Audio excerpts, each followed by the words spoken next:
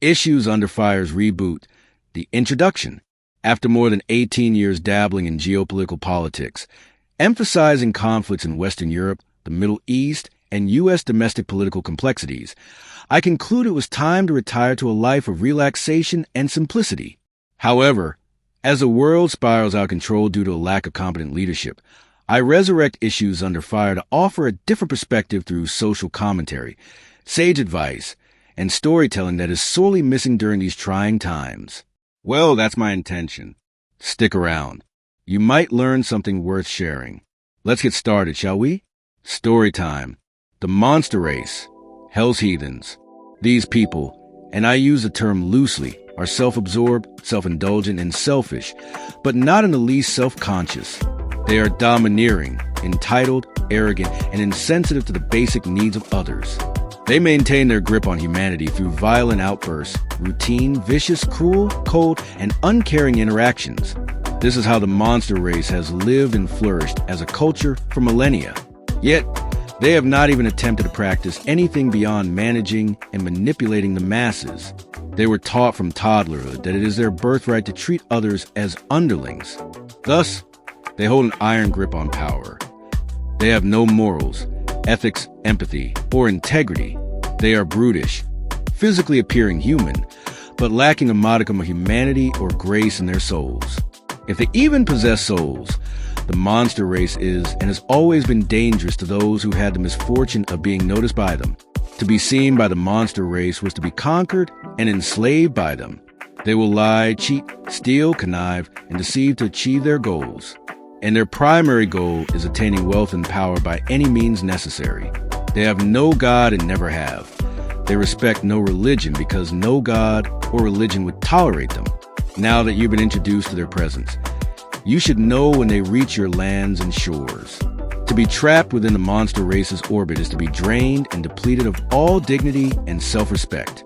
Your only reason for existing is to serve humbly and be happy about it. One must be grateful for meager crumbs they throw one's way. Never complain or ask for more, simply accepting one's station in life under the thumb of the monster class. These creatures, human-like, as mentioned above, are impersonating our species. Some have reasoned that they infiltrated the human race from a distant origin. Others have speculated they're perhaps aliens in the future, returning to their past to relive lives lost over time, not to right wrongs, as one would hope, but to colonize, enslave, and bend the will of our comparatively primitive human race. However, this writer would like to posit the following possibility. Perhaps these creatures ascended from the depths of hell. Possibly, these evil entities were spawned from the loins of Satan's saints. What if they were angels of the dark who'd arisen to claim their place among God's forsaken children? What if we, as a people, strayed too far from our beginnings? What if we've forgotten who we are?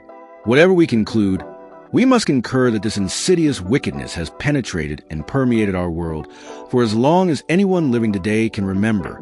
It seems they've always been lurking in our midst, existing at the top of the human food chain with privileges servals could only imagine. The more we give to satisfy their demands, the more they take our efforts for granted. At best, we, the people, are graced with banal respect to temporarily assuage our desperation. And even that morsel of kindness is only meted out, so the monster class can revel in watching subservience bow to acknowledge the lowest form of recognition. But it's worse than one can think. If one can envision the monster class as a vampire-like life form sustaining itself, not by blood, but by negative energy derived from creating chaos and conflicts between communities, cultures, and countries. Forever wars, famine, land and water disputes, racial and religious divides.